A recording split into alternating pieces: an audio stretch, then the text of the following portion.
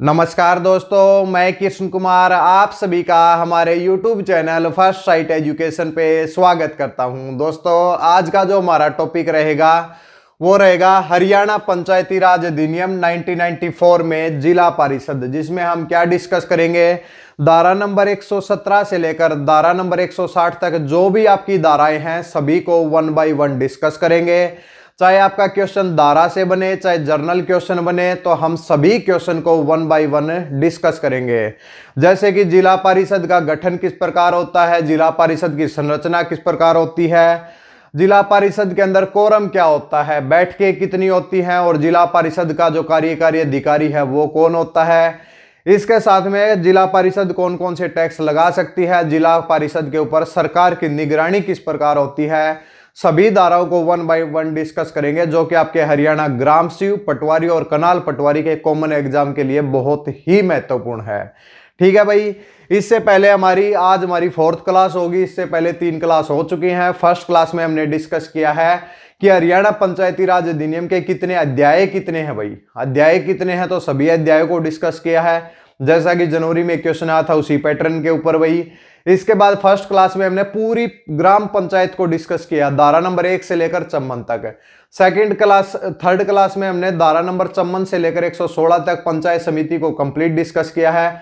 आज जिला परिषद डिस्कस करेंगे, कल इलेक्शन के बारे में डिस्कस करेंगे। 12 क्लास के अंदर हमारा टारगेट है कि आपका पंचायती राज भी कंप्लीट हो जाए, भूमि रिकॉर्ड भी कंप्लीट हो जाए और नहरी पटवारी भी कंप्लीट हो जाए।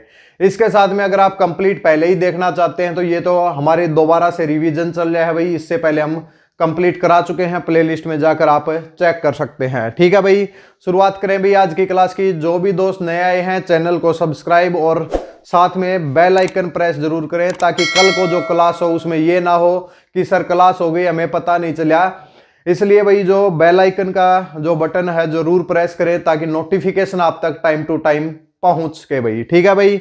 इसके साथ में एक इन्फॉर्मेशन और है कि अगर आप साथ साथ में इनको नोट डाउन करना चाहते हैं तो नोट डाउन भी कर सकते हैं। इसके अलावा अगर आप इन सब से रिलेटेड नोट्स लेना चाहते हैं ताकि आपके एग्जाम में आपको बहुत हेल्प मिले और जल्दी से आपका सिलेबस कवर हो जाए, तो इसलिए भाई नोट्स भी तैयार किए गए हैं सभी के पंचायती राज की 280 धाराओं के, भूमि रिकॉर्ड, नहरी पटवारी के डाटा, सब कुछ एक 126 पेज की पीडीएफ है। नीचे कॉन्टैक्ट नंबर दिया हुआ है व्हाट्सएप पे, मात्र 70 रुपीज की पेमेंट के ऊपर आप उसे ले सकते हैं भाई। ठीक है भाई, नीचे कॉन्टैक्ट नंबर आपको मिल जाएगा। शुरुआत करें भाई, कॉपी पेन उठा लो भाई, साथ साथ में नोट डाउन भी करेंगे भाई।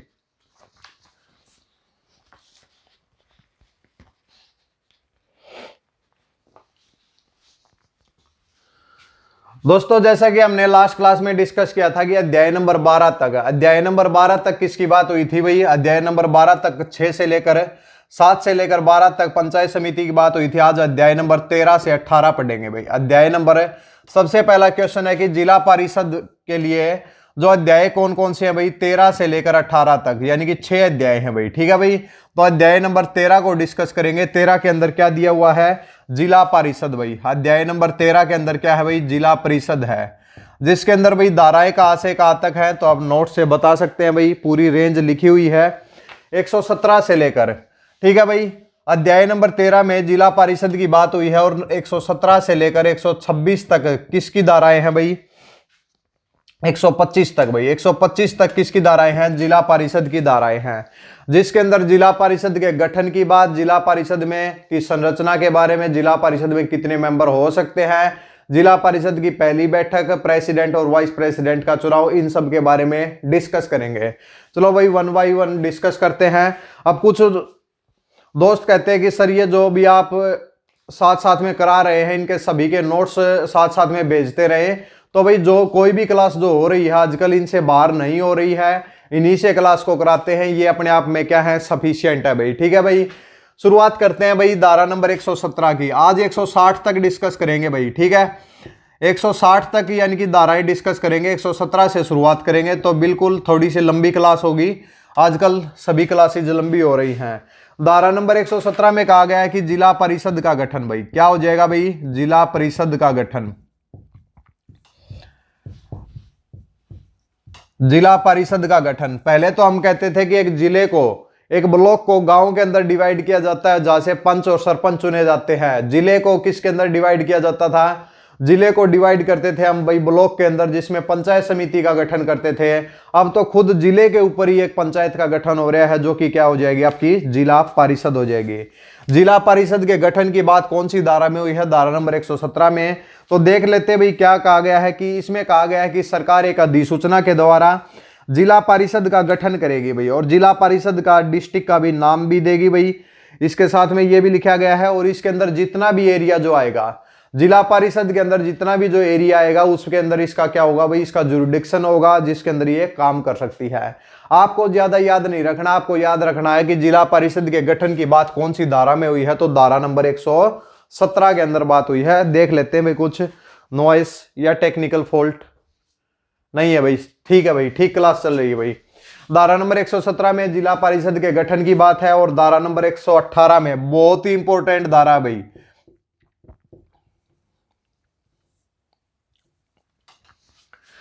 धारा नंबर 118 में किसकी बात होगी भाई? जैसे ही जिला परिषद के बाद जिला परिषद की संरचना भाई, जिला परिषद की संरचना।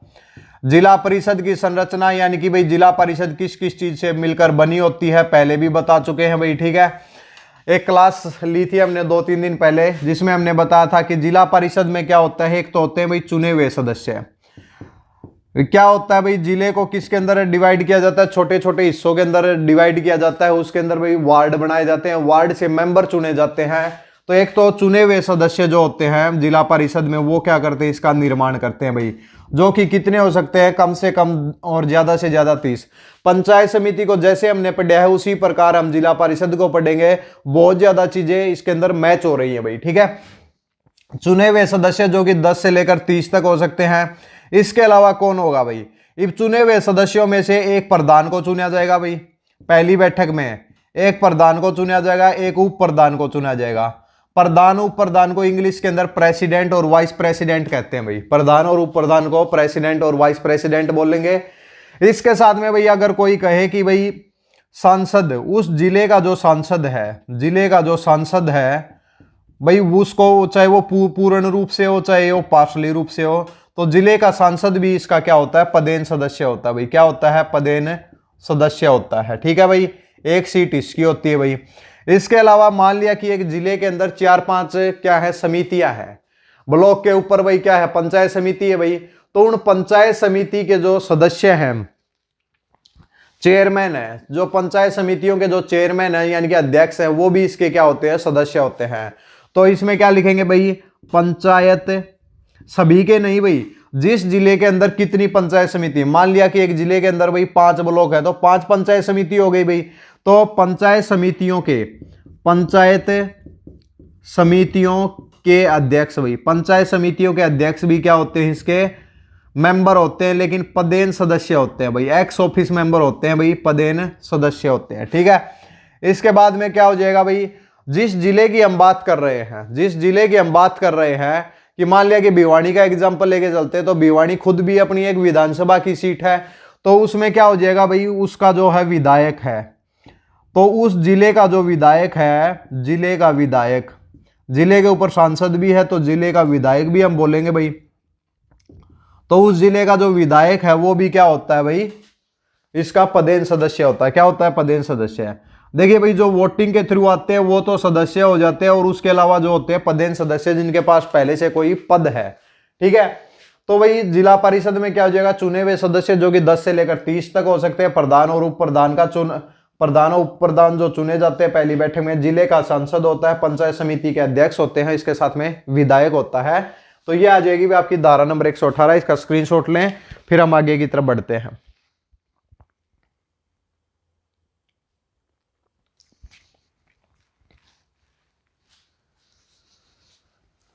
ठीक है भाई, अब भाई आगे की तरफ बढ़ते हैं। धारा नंबर 119 भाई, धारा नंबर 119 के अंदर क्या दिया हुआ है? चुने हुए सदस्य। जैसे कि भाई वहां पे तो था चुने हुए सदस्य है, अब भाई चुने हुए सदस्य हैं या फिर स्थानों का आरक्षण है, ये देख लो भाई। क्या?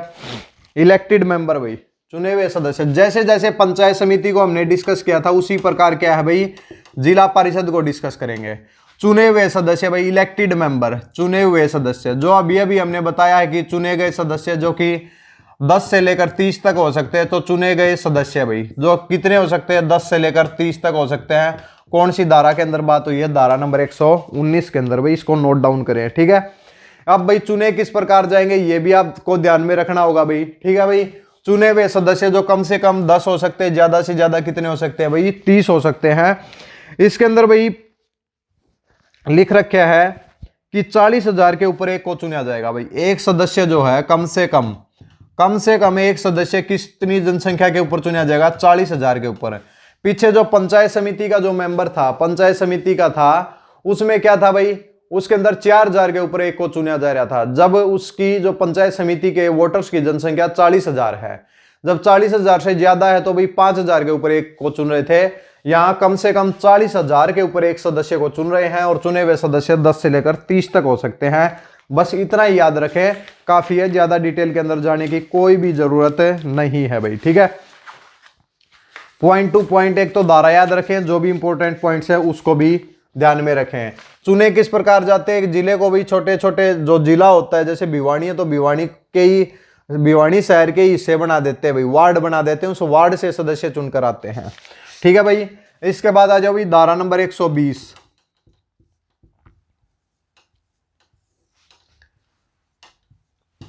धारा नंबर 120 में स्थानों का आरक्षण यानी कि रिजर्वेशन ऑफ द सीट, यानी कि रिजर्वेशन ऑफ सीट की बात कहां पर हुई है, 120 में हुई है। कोई भी नया कुछ नहीं बताना है, जो पंचायत समिति में था वही यहां पे है भाई। अगर पूछा जाए शेड्यूल्ड कास्ट का जो आरक्षण है वो उनकी अनुपात में, जनसंख्या के अनुपात में होगा भाई, जितनी जनसंख्या है। अगर मान लिया कि 10% जनसंख्या है तो भाई 10%, 20% जनसंख्या है तो 20% भाई उनका आरक्षण हो जाएगा, जनसंख्या के अनुपात में होगा भाई। इसके बाद पूछा जाए कि भाई अदर बैकवर्ड क्लास का, तो 8% भाई, पहले भी बताया है। और कम से कम 2 सीटें होनी चाहिए भाई, कम से कम 2 सीटें जरूर होनी चाहिए। तीसरा पूछा जाए महिलाओं का, तो कोई भी वो नहीं है भाई, महिलाओं का आरक्षण सीधा आपको लिखना है भाई 50%। क्या लिखना है भाई, 50%, क्लियर हो जाना चाहिए। धारा नंबर 119 में चुने हुए सदस्य जो कि 10 से लेकर 30 तक हो सकते हैं और 40,000 के ऊपर एक को चुना जाएगा। अगर जनसंख्या इससे ज्यादा है तो 50,000 के ऊपर भी चुन सकते हैं भाई, ठीक है। धारा नंबर 120 में स्थानों का आरक्षण, SC शेड्यूल्ड कास्ट का भाई जनसंख्या के अनुपात में, OBC का 8%, कम से कम 2 सीटें, महिलाओं के लिए 50% आरक्षण की बात हुई है। 2020 में अमेंडमेंट हुई है। कहीं ये मत सोचना कि जो गवर्नमेंट का डॉक्यूमेंट है, जो 120 पेज की PDF, गवर्नमेंट के डॉक्यूमेंट की बात कर रहे हैं भाई, ठीक है। अब भाई उसके जो भी हैं उसके लिए एक अलग से 2-4 पेज आए हैं, जिसके अंदर भाई जो भी अमेंडमेंट हुई है 2020 में वो इसके अंदर इंक्लूड नहीं किया गया है। हमने यहाँ पे इंक्लूड करके बताया है आपको, और नोट्स के अंदर भी इंक्लूड करके बताया है। अब कोई कहता है कि सर अपडेटेड नोट्स हैं, तो भाई अपडेटेड ही हैं भाई, ठीक है। कोई भी क्वेश्चन गलत नहीं मिलेगा, 1-2 क्वेश्चन के अंदर त्रुटि हो सकती है। जैसे कि धारा नंबर 65 थी, तो जिसमें पंचायत समिति का कार्यकारी अधिकारी लिखना चाहिए था, वहां पे हमने शक्तियां लिखा है, क्योंकि 1-2 डॉक्यूमेंट के अंदर शक्तियां थी। बाद में पता चला कि भाई वो तो क्या है, कार्यकारी अधिकारी की बात हुई है। फिर धारा नंबर 73 में कार्यकारी शक्तियां हैं, ठीक है भाई। तो ये जरूर ध्यान में रखें, 72 है या 73 है, देख लेना, स्क्रीनशॉट लें भाई इसका।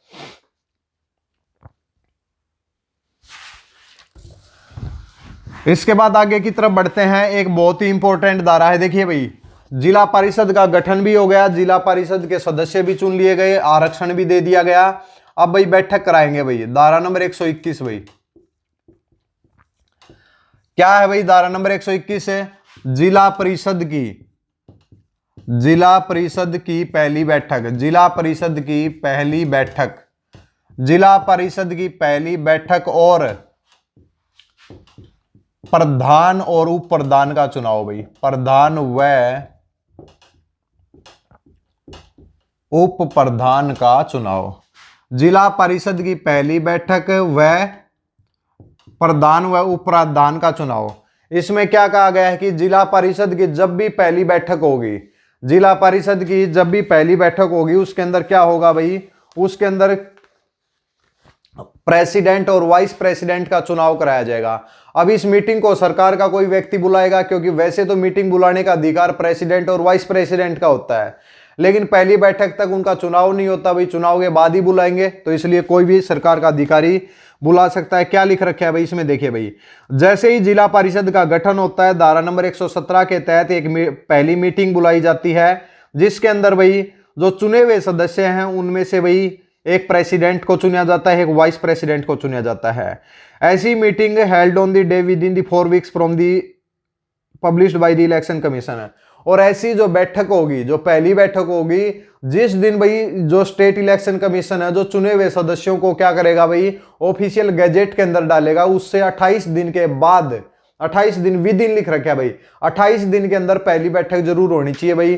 तो क्या लिखना चाहिए भाई इसके अंदर, 28 दिन के अंदर बैठक होनी चाहिए भाई, 28 दिन के अंदर, विद इन 28 दिन के अंदर भाई क्या होनी चाहिए, बैठक होनी चाहिए। कौन सी धारा के तहत, धारा नंबर 121 के तहत भाई। क्लियर है भाई, आगे की तरफ बढ़े भाई, बहुत ही इंपॉर्टेंट धारा के ऊपर चलेंगे। फिर धारा नंबर 122 भाई, 122 के अंदर क्या दिया गया है, powers and the function of the. देखिए भाई, अब जो ये चुन लिए गए हैं प्रधान, सेम एज इट इज है भाई, थोड़ा सा कोई अंतर नहीं है। देखिए धारा नंबर 60 में जिला परिषद पंचायत समिति की पहली बैठक थी, प्रधान व उप प्रधान का चुनाव था। और फिर धारा नंबर 61 में क्या था कि अध्यक्ष और उपाध्यक्ष की शक्ति की कार्यकारी शक्तियां, अध्यक्ष और उपाध्यक्ष की शक्तियों की बात हुई थी। इसमें एक आगे चल रहा है भाई, जैसे वहां पे 55 से धाराएं 55 से धाराएं स्टार्ट थी, यहां पे 117 से है। उसी प्रकार same as it is, block के निर्माण की यहां पे बात नहीं हुई है, केवल गठन की बात हुई है। ठीक है, तो एक धारा का डिफरेंस है, सेम एज इट इज चल रहा है भाई। प्रधान, उप प्रधान, वाइस प्रेसिडेंट और वाइस प्रेसिडेंट की शक्तियां भाई। ठीक है भाई, के कार्य व शक्तियां, कार्य व शक्तियों की बात कौन सी धारा में हुई है, तो धारा नंबर 122 में। क्या शक्तियां होती है भाई, मीटिंग को बुलाने का अधिकार किसका होता है भाई, जिला परिषद की मीटिंग को बुलाने और उसे संचालित करने का अधिकार किसे होता है भाई, प्रेसिडेंट और वाइस प्रेसिडेंट का होता है। थोड़े से काम बता देते हैं क्या है। Convene and the preside the conduct meeting of the, जिला परिषद की बैठक को बुलाने और उसे प्रिसाइड करने का अधिकार किसका होता है भाई, प्रेसिडेंट का होता है। जिला परिषद के जितने भी जो रिकॉर्ड हैं उन तक पहुंच होती है और अपने सारे कार्य व कर्तव्यों को इस अधिनियम के तहत करता है। Financial and executive administration of the जिला परिषद, जिला परिषद के जितने भी प्रशासनिक कार्य हैं कौन करता है भाई, प्रेसिडेंट करता है। और उसे जिला परिषद के पास जितने भी क्वेश्चन हैं उनको भेजता है भाई। ठीक है भाई। और मुख्य कार्यकारी अधिकारी के ऊपर, मुख्य कार्यकारी अधिकारी के ऊपर जो प्रशासनिक नियंत्रण होता है वो किसका होता है। 2 क्वेश्चन याद रखो भाई, ग्राम-श्री में पूछा गया था एक क्वेश्चन पूछा गया था कि कार्यकारी अधिकारी के ऊपर प्रशासनिक नियंत्रण किसका होता है भाई। कार्यकारी अधिकारी के ऊपर प्रशासनिक नियंत्रण पंचायत समिति के चेयरमैन यानी कि अध्यक्ष का होता है। उसी प्रकार जिला परिषद में, पंचायत समिति में कार्यकारी अधिकारी, यहाँ पे मुख्य कार्यकारी अधिकारी, मुख्य कार्यकारी अधिकारी के ऊपर जो प्रशासनिक नियंत्रण किसका होता है भाई, तो वो होता है प्रेसिडेंट का। किसका होता है भाई, प्रेसिडेंट का होता है। तो ये बिल्कुल ध्यान में रखेंगे भाई। ठीक है, क्लियर है भाई। एक क्वेश्चन, 2 क्वेश्चन हो गए। मीटिंग को बुलाने और प्रिजाइड करने का अधिकार प्रेसिडेंट का होता है और जो मुख्य कार्यकारी अधिकारी है उसके ऊपर प्रशासनिक नियंत्रण किसका होता है भाई, वो प्रेसिडेंट का होता है। इसके साथ में ये भी लिखा गया है कि अगर प्रेसिडेंट नहीं है, प्रेसिडेंट कुछ काम से गया है भाई, तो वाइस प्रेसिडेंट क्या करता है, जब प्रेसिडेंट उपस्थित नहीं है तो वाइस प्रेसिडेंट के पास शक्तियां आ जाती हैं। जिला परिषद की बैठक को बुलाने और उसे प्रिजाइड करने का अधिकार उसे है। जितनी भी जो प्रेसिडेंट की शक्तियां हैं वो वाइस प्रेसिडेंट के पास आ जाती हैं। और अगर मान लिया कि प्रेसिडेंट भी नहीं है तो कोई भी एक व्यक्ति, जो हम आगे पढ़ेंगे, प्रेसिडेंट भी नहीं है, वाइस प्रेसिडेंट भी नहीं है, तो कोई भी एक व्यक्ति जो कि बहुमत के साथ सदस्यों में चुना जाएगा, मीटिंग को बुलाएगा और प्रिजाइड करेगा भाई। ठीक है, क्लियर है। आगे की तरफ बढ़े। हो गया भाई धारा नंबर 122। इसके बाद आ जाओ भाई धारा नंबर 123, बहुत ही इंपॉर्टेंट धारा है।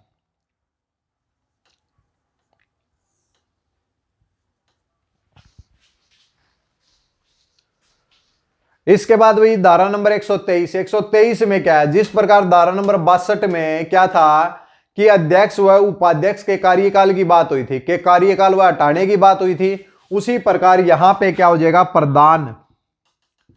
प्रधान, इसके साथ में उप प्रधान भाई, प्रधान इसके बाद में उप प्रधान का कार्यकाल, प्रधान व उप प्रधान का कार्यकाल व हटाने की प्रक्रिया, हटाने की प्रक्रिया। यानी कि भाई जो प्रेसिडेंट है जिसको ये सदस्य चुनते हैं भाई पहली बैठक में, जिला परिषद की धारा नंबर 121 के तहत जो जिला परिषद के जो सदस्य हैं वो किसको चुनते हैं भाई, प्रधान व उप प्रधान को चुनते हैं। अब क्या है कि प्रधान व उप प्रधान का कार्यकाल कितना रहेगा, तो भाई धारा नंबर 123 के तहत भाई हम कह देते हैं इसका कार्यकाल 5 वर्ष का रहेगा, 5 वर्ष का रहेगा। अब इसको हटाएगा कौन भाई, इसके सदस्य हटा सकते हैं, इसके खिलाफ अविश्वास प्रस्ताव ला सकते हैं, इसके खिलाफ अविश्वास प्रस्ताव ला सकते हैं कि हमने गलत चेयरमैन को चुन लिया।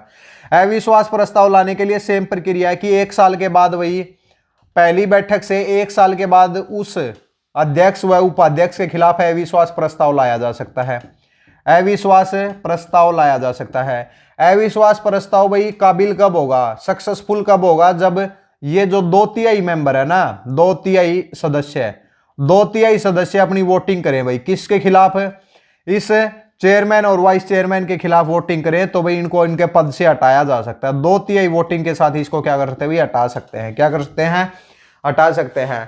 क्लियर हो जाना चाहिए। प्रधान उप प्रधान का कार्यकाल हटाने की प्रक्रिया भाई 5 वर्ष का कार्यकाल होता है, जब तक इनको ना हटाया जाए। हटाने के लिए अविश्वास प्रस्ताव 1 साल के बाद लाया जा सकता है, 2/3 वोटिंग के साथ उसे हटा सकते हैं। 2 अविश्वास प्रस्ताव के बीच में कम से कम 1 साल का गैप होना चाहिए।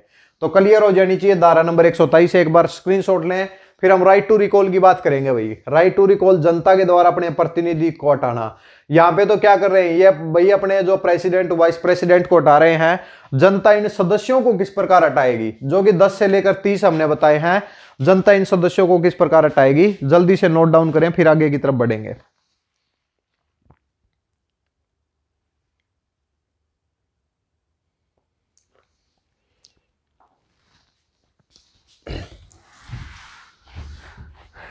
तो धारा नंबर 123 में चलते हैं।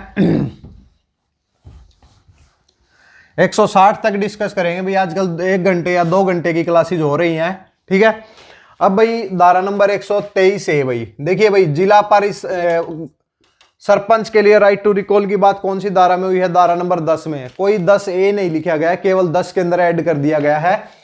अब भाई धारा नंबर 123 भाई, अब ये डॉक्यूमेंट जब आप देखेंगे इसके अंदर धारा नंबर 123A नहीं मिलेगी भाई किसी को। धारा नंबर 123A नहीं मिलेगी जो गवर्नमेंट का है। अब इसके लिए अलग से गवर्नमेंट के 5 पेज का अलग से एक डॉक्यूमेंट जारी हुआ है, उसके अंदर दिया गया है धारा नंबर 123A। इसके साथ में रिजर्वेशन का भी उसके अंदर दिया हुआ है। तो भाई बिल्कुल आपको अप टू डेट पढ़ा रहे हैं, जो भी आज तक जितने भी अपडेट हुए हैं। धारा नंबर 123 है। 123 में क्या है कि भाई सदस्यों का कार्यकाल, जिला परिषद के सदस्यों का कार्यकाल भाई, सदस्यों का कार्यकाल कितना रहेगा, वह हटाने की प्रक्रिया, वह हटाने की प्रक्रिया। फिर से बता रहे हैं भाई, कैसा भी जर्नल क्वेश्चन भी पूछ सकता है। कोई कहता है सर यहां से क्वेश्चन आएगा, देखिए यहां से क्वेश्चन या तो एक भी नहीं आएगा, या तो क्या पता कि पंचायती राज कोई भाई HSSC भाई उड़ा दे, कोई फर्क नहीं पड़ता भाई। आजकल HSSC कोई भी फैसला ले सकती है। या फिर ये भी हो सकता है कि क्या पता पंचायती राज से आपके 20 क्वेश्चन पूछ ले भाई, क्योंकि पंचायती राज ऐसा नहीं है कि ग्राम शिव के लिए हमने स्पेशल सब्जेक्ट बोल दिया तो ये है, कुछ पता नहीं है। क्योंकि जो भी आपका पंचायती राज है, पंचायतों के ऊपर काम होता है। अगर यहां से 20 क्वेश्चन भी पूछ लेता है तो फिर क्या होगा भाई, फिर तो ये तो हरियाणा जीके का पार्ट है, ये तो GS का पार्ट है। इस प्रकार भी हो सकता है। तो इसको आप एक हरियाणा जीके मान के चले भाई, हरियाणा जीके में धाराएं पूछ रहे हैं भाई, ऐसा आप मान के चल सकते हैं, ठीक है।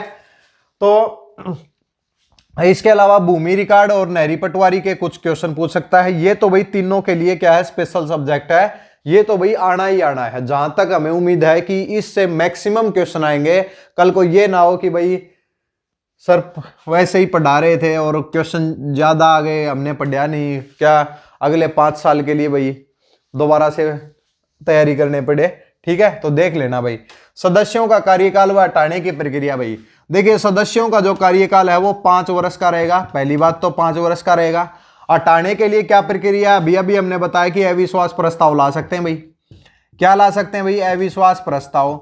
अविश्वास प्रस्ताव लाने के लिए कम से कम 1 साल के बाद लाया जा सकता है, 1 साल के बाद लाया जा सकता है, ठीक है भाई।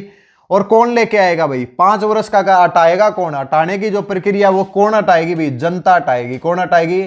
जिस वार्ड से जो मेंबर चुना गया है वो जनता, उस वार्ड के जो वोटर्स है इस प्रतिनिधि को हटा सकते हैं। अविश्वास प्रस्ताव, और इसको राइट टू रिकॉल भी बोल सकते हैं। जनता के द्वारा प्रतिनिधि को हटाने की प्रक्रिया क्या कहलाती है? राइट टू रिकॉल है भाई। ठीक है, 1 साल के बाद अविश्वास प्रस्ताव लाया जा सकता है। 50% वोटर्स लिखित रूप में देंगे भाई। ध्यान रखना भाई, यहाँ पे कुछ बुक के अंदर या कुछ डॉक्यूमेंट के अंदर लिख रखा है भाई 33%। ध्यान रखेंगे 50% वोटर्स क्या करेंगे? लिखित रूप में देंगे कि हमें ये मेंबर नहीं चाहिए भाई।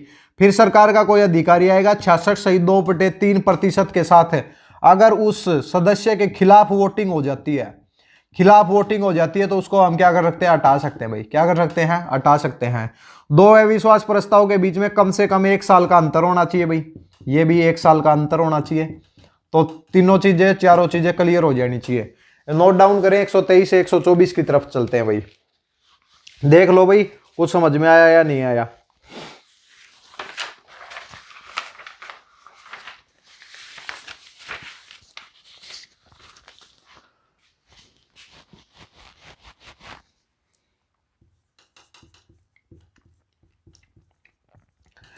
इसके बाद धारा नंबर 124 क्या है भाई? अनुपस्थिति की छुट्टी भाई। अनुपस्थिति की छुट्टी भाई। ठीक है, लीव ऑफ द एब्सेंस भाई।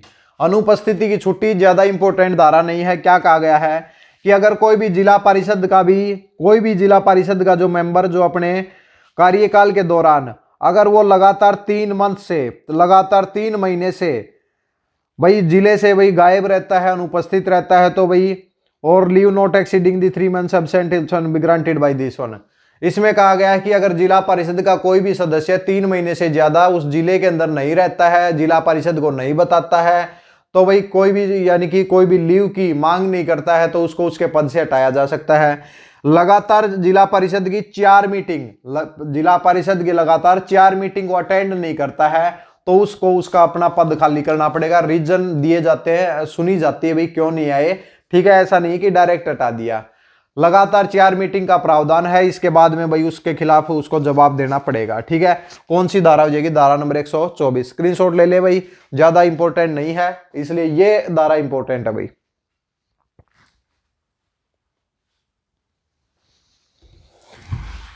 इसके बाद आ जाओ भाई धारा नंबर 125 में भाई। 125 के अंदर किसकी बात होगी ये बताओ भाई, कमेंट सेक्शन के अंदर बता दो। Penalty for the refusal to the and over the charge to the new president and vice president. इसमें कहा गया है कि देखिए भाई, जैसे ही चुनाव होता है तो भाई देखिए प्रेसिडेंट और वाइस प्रेसिडेंट भी नए चुने जाते हैं, और पहले से सदस्य भी अलग है भाई। सदस्य जो पुराने सदस्य उनको अपना पद खाली करना पड़ेगा। अब भाई जो नए सदस्य आएंगे उनको भी तो भाई कुछ पदभार देना होगा भाई। जितनी भी जो संपत्ति है जिला परिषद की, वो संपत्ति किसको सौंपनी होगी? नए सदस्यों को सौंपनी होगी भाई। तो नए सदस्यों को सौंपने की जो बात है वो कौन सी धारा में हुई है भाई? तो धारा नंबर 125 में भाई। ठीक है भाई, इसमें धारा देख लो भाई क्या लिखी गई है हिंदी के अंदर। धारा नंबर 125 समझा तो हम देंगे भाई, प्रधान, उप प्रधान, प्रधान, उप प्रधान व सदस्यों द्वारा अपने पद को, सदस्यों द्वारा अपने पद को नए प्रधान, अपने पद को नए प्रधान, उप प्रधान व सदस्यों को सौंपना भाई। वह सदस्यों को सौंपना। ठीक है भाई, क्या कहा गया है कि जैसे ही देखिए भाई जिला परिषद की क्या चुनाव होता है तो नए प्रधान आते हैं, नए उप प्रधान आते हैं, नए सदस्य बनते हैं। तो जो पुराना जो है जिसका कार्यकाल समाप्त हो चुका है वो अपने नए प्रधान को भाई, नए उप प्रधान को और नए सदस्यों को भाई संपत्ति सौंपेगा भाई। ये कहां पे कहा गया है? ये धारा नंबर 125 में कहा गया है। प्रावधान और भी है भाई, अगर नहीं सौंपता तो क्या होगा भाई? उसके खिलाफ कार्रवाई होगी भाई, आईपीसी की धारा लगेगी और उसके पास संपत्ति जब्त कर ली जाएगी। कुछ ऐसे प्रावधान है, आपको ज्यादा डिटेल में नहीं जाना, केवल जो नए वर्तमान में जो हैं और निवर्तमान वाले पहले वालों से क्या लेंगे भाई, उनकी अपनी संपत्ति लेंगे। तो उसकी बात कौन सी धारा में हुई है, 125 में हुई है भाई। ठीक है भाई। इसके बाद आ जाओ भाई अध्याय नंबर, अध्याय भाई देखिए धारा के बाद अध्याय कर रहे हैं। अब 13 हो चुके थे, अब धारा अध्याय नंबर 14। अध्याय नंबर 14 के अंदर किसकी बात हुई है, जिला परिषद के कार्य का संचालन भाई। जिला परिषद के कार्य का संचालन, जिस प्रकार पंचायत समिति का हमने किया था भाई, कितनी बैठक होंगी, विशेष बैठक कैसे होगी, जिला परिषद के कार्य का संचालन। तो भाई ये ज्यादा इसमें टाइम नहीं लगाएंगे, बिल्कुल अप टू डेट डाटा आपको बताएंगे। जिला परिषद के कार्य का संचालन और धाराएं हैं 126 से लेकर 132 तक भाई, 126 से लेकर 132 तक। अगर आप बहुत ही डिटेल के अंदर पढ़ना चाहते हैं तो प्लेलिस्ट में हरियाणा पंचायती राज मिल जाएगा। 32 क्लास में कंप्लीट किया गया है भाई, 32 क्लास में कंप्लीट किया गया है। अब की बार इसको 5 क्लास के अंदर है, आज 4th क्लास है भाई, 160 हो जाएंगी, 218 6 क्लास के अंदर। अब की बार इसको 6 क्लास के अंदर खत्म करेंगे भाई। 3 में भूमि रिकॉर्ड और 3 में नहरों का डाटा करेंगे। ठीक है, तो क्लियर हो जाना चाहिए। जिला परिषद के कार्य का संचालन की बात 126 से लेकर 132 में हुई है। तो भाई इसमें धारा आ जाओ भाई, धारा कौन सी है,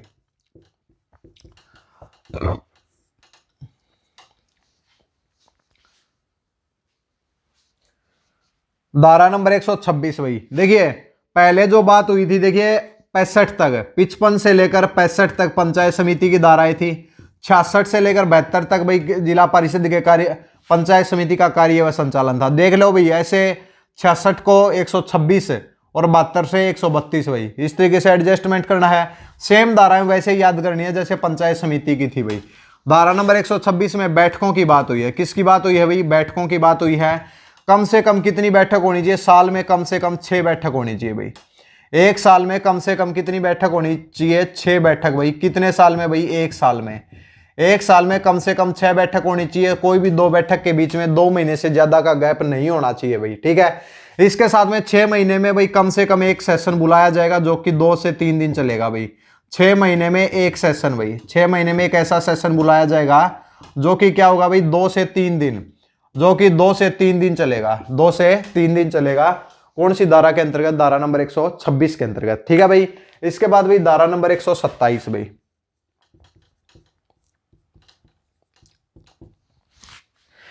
जिला परिषद में साधारण व विशेष बैठक को बुलाना। यानी कि इसमें क्या हो जाएगा भाई, वो पंचायत समिति की साधारण व विशेष बैठक को बुलाने की बात धारा नंबर 67 में हुई थी। यहां पे जो बात है भाई 127 में हुई है, विशेष बैठक को बुलाना। एक तो स्पेशल मीटिंग को बुलाना भाई, और एक क्या है कि साधारण मीटिंग को बुलाना। ठीक है, तो कौन सी धारा आ जाएगी, धारा नंबर 127 से क्या कहा गया है कि विशेष बैठक में नियम बनाए जाते हैं भाई।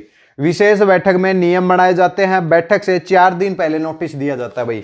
जो विशेष बैठक है भाई, इसमें 4 दिन पहले नोटिस दिया जाता है। 4 दिन पहले, इसमें 4 दिन पहले नोटिस दिया जाता है। इसमें 10 दिन पहले दिया जाता है भाई। ठीक है भाई, इसमें 10 दिन पहले नोटिस दिया जाता है, ये याद रखेंगे भाई। ठीक है भाई, तो क्या हो जाएगा, 126 में बैठक होती है, 6 बैठक होती है। एक साल में कम से कम कितनी बैठक होनी चाहिए, 6 बैठक होनी चाहिए।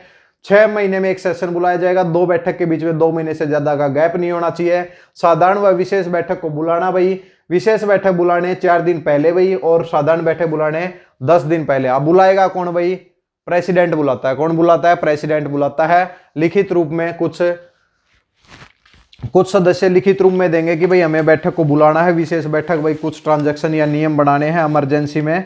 तो कौन करता है भाई, फिर एक वो और देख लेते हैं भाई, कितने % मेंबर्स लिखित रूप में देते हैं भाई।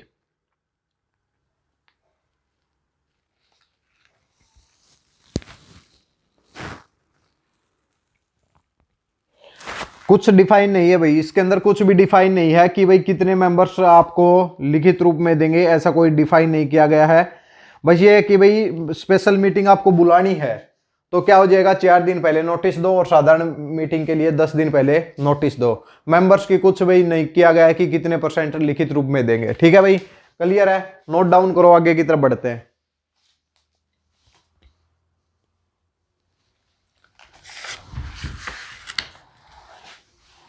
इसके बाद आ जाओ भाई, बिल्कुल पॉइंट टू पॉइंट है, धारा नंबर 128 भाई। जैसे कि धारा नंबर 68 थी उसी प्रकार धारा नंबर 128 है।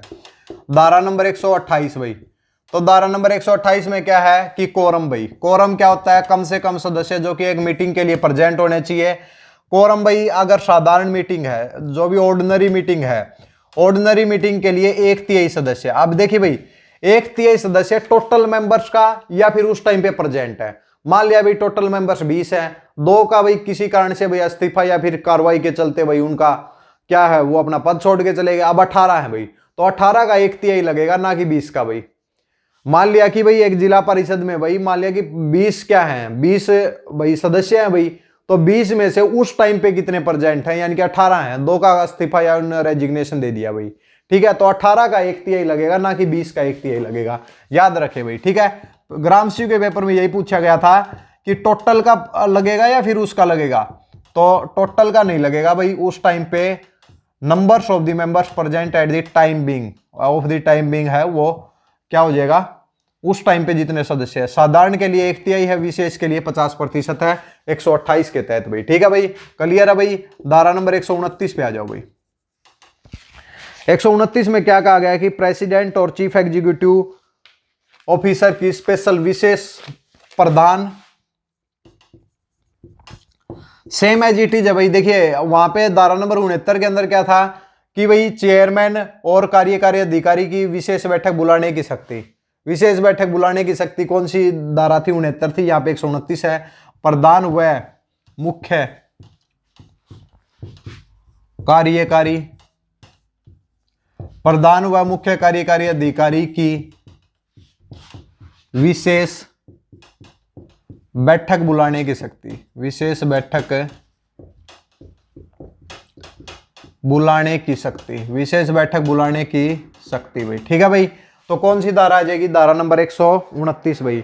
Power of the president and this one, देखिए प्रेसिडेंट और in is absence the chief executive officer में whenever things defeats and the requisition not less than the 1/3 member. देखिए भाई डिफाइन हो गया भाई, यहाँ पे धारा नंबर 129 में डिफाइन हो गया कि भाई प्रेसिडेंट और वाइस प्रेसिडेंट क्या होंगे कि 1/3 सदस्यों की मांग पर, 1/3 सदस्यों की मांग पर विशेष बैठक को बुला सकते हैं भाई। 1/3 सदस्यों की मांग पर, 1/3 सदस्यों की मांग पर कोई विशेष बैठक बुला सकता है भाई, विशेष बैठक बुला सकता है भाई।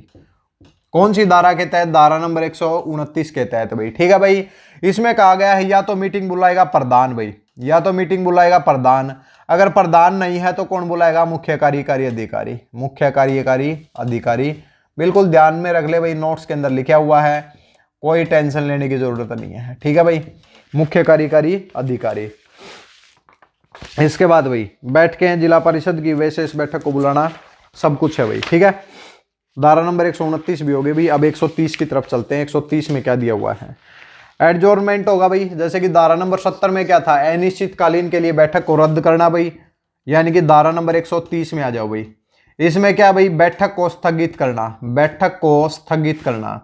हमने वहां भी बताया था भाई एडजोर्नमेंट मतलब क्या होगा, अनिश्चितकालीन के लिए, अनिश्चितकालीन समय के लिए बैठक को स्थगित करने की बात धारा नंबर 70 में पंचायत समिति के लिए 60 जोड़ दो भाई जिसके अंदर, तो 130 में जिला परिषद की बैठक को स्थगित करना। कुछ मुद्दों के ऊपर सहमति नहीं बन पाती तो क्या भाई, जितना बिल पास हो गए ठीक है भाई, और अगली मीटिंग में करेंगे भाई, क्या हो जाए उस टाइम पे हल्ला हो जाए तो कुछ सदस्य छोड़ के चले जाते हैं, तो जो बचे हुए जो निर्णय है वो बहुमत के साथ ये बोलते हैं कि भाई अगली मीटिंग के अंदर डिस्कस करेंगे, आज माहौल ठीक नहीं है, ठीक है भाई। तो धारा नंबर क्या हो जाएगा, 130 हो जाएगा। तो इनका स्क्रीनशॉट लो और फिर हम 2 धाराएं और डिस्कस करते हैं, फिर कार्य का संचालन कंप्लीट हो जाएगा और फिर और हम कार्यकारी शक्तियां देखेंगे।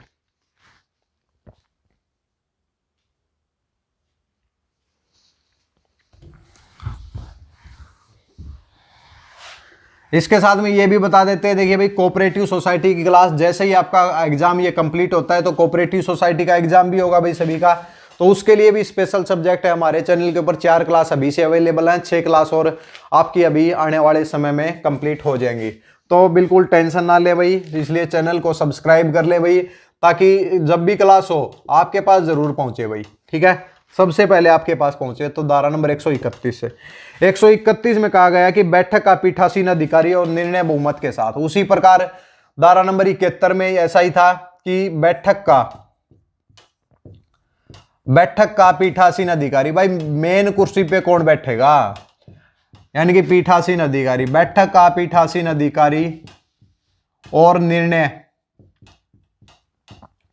और बहुमत के साथ निर्णय, और बहुमत के साथ निर्णय।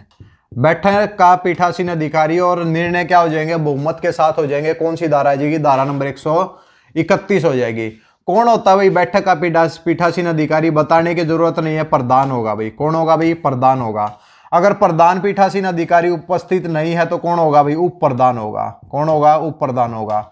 अगर उप प्रधान भी नहीं है तो कौन होगा भाई, कोई भी सदस्य, कोई भी सदस्य जो कि बहुमत के साथ चुना जाएगा, कोई भी सदस्य जो कि बहुमत के साथ चुना जाएगा। देखिए भाई मीटिंग को धारा नंबर 129 के तहत मीटिंग को जो स्पेशल मीटिंग बुलाने का जो अधिकार दिया गया, स्पेशल मीटिंग की बात थी, वैसे नहीं थी। स्पेशल मीटिंग के लिए या तो बुलाएगा प्रेसिडेंट या फिर बुलाएगा मुख्य कार्यकारी अधिकारी। यहाँ पे नॉर्मल मीटिंग की बात हो रही है। नॉर्मल मीटिंग का जो पीठासीन अधिकारी है प्रधान, फिर उप प्रधान और फिर कोई भी सदस्य जो कि बहुमत के साथ चुना जाएगा। ठीक है भाई। और अधिक विस्तार से पढ़ने के लिए फर्स्ट साइट एजुकेशन को लाइक और सब्सक्राइब करें भाई। ठीक है। और क्या है भाई इसके अंदर 131 हो गए भाई, 132 लास्ट बची है इस चैप्टर के लिए। Record and the publication of the presiding, यानी कि भाई कार्यवाही का रिकॉर्ड और प्रकाशन, धारा नंबर 132 भाई।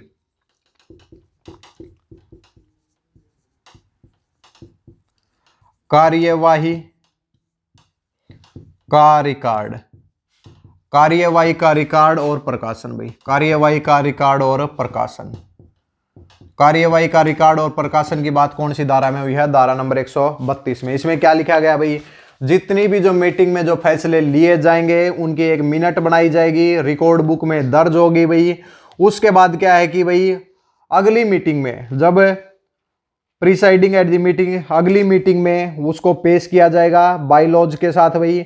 और उसको भाई कोई भी व्यक्ति देख सकता है। देखिए मीटिंग हुई तो मीटिंग के फैसलों की एक मिनट बनाई जाती है प्रिस्क्राइब्ड फॉर्म में, ताकि कल को भाई ये पता चल जाए कि जो आपकी पीछे वाली मीटिंग हुई थी उसके अंदर क्या निर्णय लिए गए थे, और आज जो निर्णय लिए जाएंगे वो आज की बुक में लिखे जाएंगे। ठीक है। तो एक भाई एक कॉपी होती है जिसको मिनट बोलते हैं, जो मीटिंग का जो पूरा ब्यौरा तैयार होता है उसको मिनट बोलते हैं। तो प्रिस्क्राइब्ड फॉर्म में भाई क्या होता है, तैयार होता है।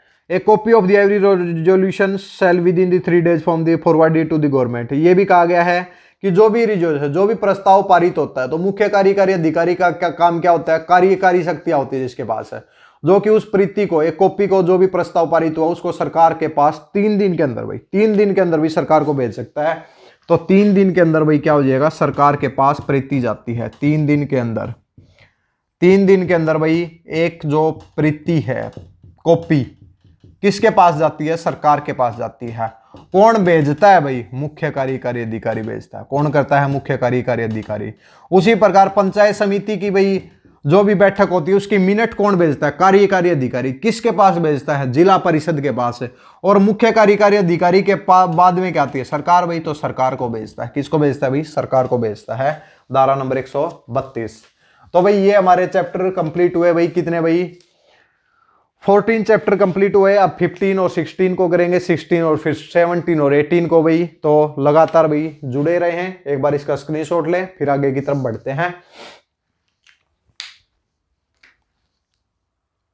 आइए दोस्तों इसके बाद बात करते हैं अध्याय नंबर 15 भाई। अध्याय नंबर 15 के अंदर क्या दिया हुआ है, 14 अध्याय कंप्लीट कर चुके हैं, 18 तक अध्याय को डिस्कस करेंगे। अध्याय नंबर 15 के अंदर दिया गया है कि जिला परिषद के कार्यकारी प्राधिकारी व सेवक, जैसे कि हमने वहां पे डिस्कस किया था, पंचायत समिति के जो कार्यकारी अधिकारी कौन होते हैं, सेवक कौन होते हैं, वहीं पे हम यहाँ पे बात करेंगे इनके जो कार्यकारी अधिकारी कौन होते हैं। तो भाई जिला परिषद के, जिला परिषद के कार्यकारी, जिला परिषद के कार्यकारी प्राधिकारी, प्राधिकारी, प्राधिकारी और सेवक भाई, और सेवक यानी कि सर्वेंट्स कौन होते हैं भाई। ठीक है, और सेवक। तो अध्याय नंबर 15, अध्याय नंबर 15 में केवल 4 धाराएं हैं भाई, केवल 4 धाराएं हैं, 133 से लेकर 136 तक, 133 से लेकर 136 तक क्या दी गई है, इसके अंदर धाराएं दी गई है। तो धारा नंबर 133 के अंदर देख लेते हैं भाई। देखिए भाई धारा नंबर 133 में बात हुई है मुख्य कार्यकारी अधिकारी की नियुक्ति की। जैसा कि हमने पंचायत समिति में डिस्कस किया था कि पंचायत समिति का जो कार्यकारी अधिकारी होता है वो कौन होता है भाई, वहां पे हमने आपको बताया था कि बीडीपीओ होता है। उसी प्रकार अगर जिला परिषद के अंदर जो कार्यकारी अधिकारी की जगह हम कौन सा वर्ड यूज करते हैं, मुख्य कार्यकारी अधिकारी। और मुख्य कार्यकारी अधिकारी होता कौन है भाई, एडीसी या फिर सरकार का कोई व्यक्ति। यहां पे ऐसा नहीं होगा कि वहां पे बीडीपीओ होता है तो यहां पे डीडीपीओ हो जाएगा, district development and the panchayat officer. DDPO नहीं होगा, डीपीओ अकाउंटेंट होगा भाई यहाँ पे, ठीक है। तो ध्यान रखना कि या तो सरकार का कोई व्यक्ति होगा या फिर एडीसी होगा, ठीक है।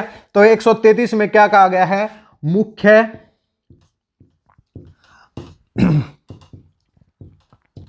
मुख्य कार्यकारी अधिकारी, मुख्य कार्यकारी अधिकारी और अन्य कर्मचारियों की नियुक्ति हुई, वह अन्य कर्मचारियों की नियुक्ति। मुख्य कार्यकारी अधिकारी और अन्य कर्मचारियों की नियुक्ति की बात कौन सी धारा में हुई है, धारा नंबर 133 में हुई है। बिल्कुल ध्यान से सुनेंगे भाई। यहाँ पे देखिए भाई, मुख्य कार्यकारी अधिकारी कौन होगा, पहली बात तो हम बता देते हैं, या तो एडीसी होगा भाई, एडिशनल डिस्ट्रिक्ट कमिश्नर होगा, या फिर क्या होगा कि सरकार का कोई व्यक्ति होगा भाई, या सरकार का कोई भी ऑफिसर होगा, सरकार का कोई भी ऑफिसर होगा भाई, ठीक है। सरकार का कोई भी ऑफिसर है तो सरकार किसी भी या तो एडीसी को या फिर किसी अन्य अधिकारी को क्या कर सकती है कि मुख्य कार्यकारी अधिकारी का पद सौंप सकती है। देख लेते हैं भाई वन बाय वन इसके अंदर क्या क्या दिया गया है। एडीसी यानी कि एडिशनल डिप्टी कमिश्नर क्या होगा भाई, एक्स ऑफिस। एक्स ऑफिस इसलिए बोल रहे हैं क्योंकि इस व्यक्ति के पास पहले से कोई पद है, या फिर सरकार का कोई ऑफिसर है उसके पास पहले से कोई पद है, तो ये क्या हो जाएगा भाई, इसका एक्स ऑफिस मेंबर हो जाएगा। कौन सा हो जाएगा, एक्स ऑफिस मेंबर हो जाएगा, एक्स ऑफिस मेंबर भाई, किसका भाई, जिला परिषद का। इसके बाद जो दूसरा पॉइंट दिया गया है कि सरकार क्या कर सकती है, अकाउंटेंट ऑफिसर की नियुक्ति भी कर सकती है। यानी कि किसकी नियुक्ति कर सकती है, अकाउंटेंट ऑफिसर की नियुक्ति भाई, अकाउंटेंट ऑफिसर की नियुक्ति भी कर सकती है भाई, ठीक है भाई। एक या एक से ज्यादा, देखिए भाई जिला परिषद का काम थोड़ा सा बड़ा होता है भाई। देखिए भाई सारे पंचायत के काम भी वहां पे जाएंगे, पंचायत समिति के काम भी वहां पे जाएंगे, तो वहां पे एक से ज्यादा अकाउंटेंट की जरूरत है भाई। वहां पे एक से ज्यादा व्यक्ति की जरूरत है तो वहां पे अकाउंटेंट ऑफिसर भी होगा, वहां पे क्या होगा, मुख्य कार्यकारी अधिकारी भी होगा भाई। इसमें यह लिखा गया है, तीसरा पॉइंट बिल्कुल ध्यान से देखेंगे, डीडीपीओ। जैसे बीडीपीओ था वैसे होता है डीडीपीओ भाई, district development and the panchayat officer, यानी कि जिला विकास और पंचायत अधिकारी। जिला विकास और पंचायत अधिकारी होगा कौन भाई, ये office come secretary for the deputy chief executive officer. ये याद रहो भाई, deputy chief, DEPUTY, deputy chief executive officer. अब क्लियर हो जाएगा भाई, बिल्कुल क्लियर हो जाएगा। देखिए भाई, मुख्य कार्यकारी अधिकारी एडीसी होगा, सरकार का कोई ऑफिसर होगा भाई। अकाउंटेंट ऑफिसर की एक से ज्यादा की नियुक्ति हो सकती है। इसके अलावा डीडीपीओ कौन होता है भाई, डीडीपीओ होता है डिस्ट्रिक्ट चीफ एग्जीक्यूटिव ऑफिसर, यानी कि जो मुख्य कार्यकारी अधिकारी की मदद करने के लिए एक डिप्टी मुख्य कार्यकारी अधिकारी बनाया गया है, जो कौन होगा, डीडीपीओ। यानी कि एडीसी के नीचे कौन कार्य करेगा भाई, डीडीपीओ कार्य करेगा। डीडीपीओ मुख्य कार्यकारी अधिकारी नहीं होता है। क्लियर हो गया भाई, धारा नंबर 133 एक बार स्क्रीनशॉट लो, फिर आगे की तरफ बढ़ते हैं।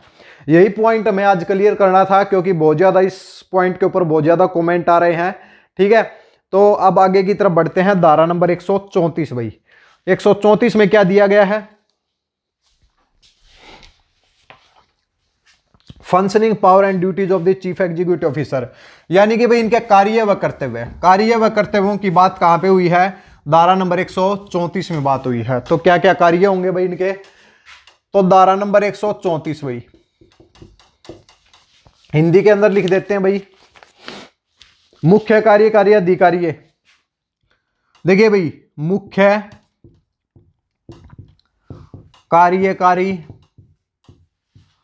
मुख्य कार्यकारी अधिकारी और अन्य कर्मचारियों के कार्य व कर्तव्य के कार्य व शक्तियां इनकी फंक्शनिंग एंड दी पावर भाई, या फिर पावर एंड फंक्शनिंग के कार्य व शक्तियों की बात कौन सी धारा में हुई है? 134 में हुई है। तो क्या क्या शक्तियां हैं भाई इनके पास है? भाई देखिए भाई, इनके जो जिला परिषद के जितने भी जो कार्य हैं उनका जो लेखा जोखा करने का काम कौन करते हैं भाई? या तो करता है चीफ एग्जीक्यूटिव ऑफिसर या अकाउंटेंट या फिर डीडीपीओ, ये सब कार्य करते हैं। और फिर क्या है कि जिला परिषद क्या जो भी कार्य, जो भी रिजोल्यूशन पारित होता है उसके ऊपर नजर बनाए रखते हैं, देख रेख करते हैं भाई उसकी, क्या जो हरियाणा पंचायती राज एक्ट है क्या उसी के अकॉर्डिंग कार्य हो रहा है या फिर अलग से हो रहा है। अगर मान लिया कि जिला परिषद अपनी मनमानी करती है तो चीफ एग्जीक्यूटिव ऑफिसर सरकार को सूचित करेगा भाई, ठीक है भाई। तो ये भी आपको याद रखना है।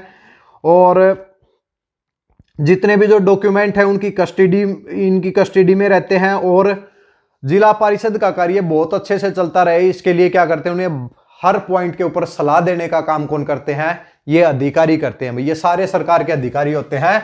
इसलिए धारा नंबर 134 के तहत इनकी बात हुई है। इसके बाद धारा नंबर 135 में आ जाओ भाई। 135 में बात हुई है chief executive right to requisition the record, यानी कि भाई मुख्य कार्यकारी अधिकारी की रिकॉर्ड को मांग करने की शक्ति की बात हुई है। तो इसमें क्या आ जाएगा? रिकॉर्ड की मुख्य कार्यकारी अधिकारी की, मुख्य कार्यकारी अधिकारी की रिकॉर्ड की मांग करने की शक्ति, रिकॉर्ड की मांग करने की शक्ति। भाई रिकॉर्ड की जो जितना भी देखिए भाई, जिला परिषद का जितना भी रिकॉर्ड है, पंचायत समिति का जितना भी रिकॉर्ड है, ग्राम पंचायत का जितना भी रिकॉर्ड है, मुख्य कार्यकारी अधिकारी के पास ये शक्ति है कि वो लिखित रूप में इनका रिकॉर्ड मंगवा सकता है, उसको चेक कर सकता है, उसको सुपरवाइज कर सकता है, निरीक्षण कर सकता है भाई, ठीक है। कहीं पे कुछ गलत तो नहीं हो रहा है, तो उसकी शक्ति की बात कौन सी धारा में हुई है? 135 में हुई है, ठीक है भाई। और धारा नंबर 136 भाई, अब धारा नंबर 136 ज्यादा इंपॉर्टेंट नहीं है भाई, ये 133 वाली ज्यादा इंपॉर्टेंट थी। जिला परिषद के अधिकारियों से सलाह मांगने की शक्ति भाई, जिला परिषद की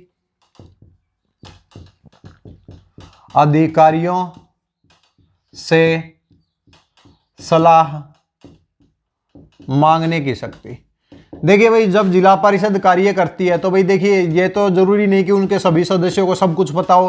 तो भाई सरकार के कुछ अधिकारी होते हैं, तो सरकार के अधिकारियों से वो सलाह मांग सकती है। मान लिया कोई भी व्यक्ति है जो कि किसी सब्जेक्ट के अंदर एक्सपर्ट है भाई, टेक्निकल, किसी को टेक्निकल ज्यादा नॉलेज है तो उसकी सलाह मांग सकते हैं भाई। किसी को अगर मान लिया कि इंजीनियरिंग से रिलेटेड मदद चाहिए तो भाई किसी अच्छे इंजीनियर को भी सलाह के लिए बुला सकते हैं।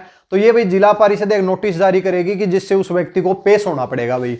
ये जिला परिषद की क्या है भाई? शक्ति है, ठीक है।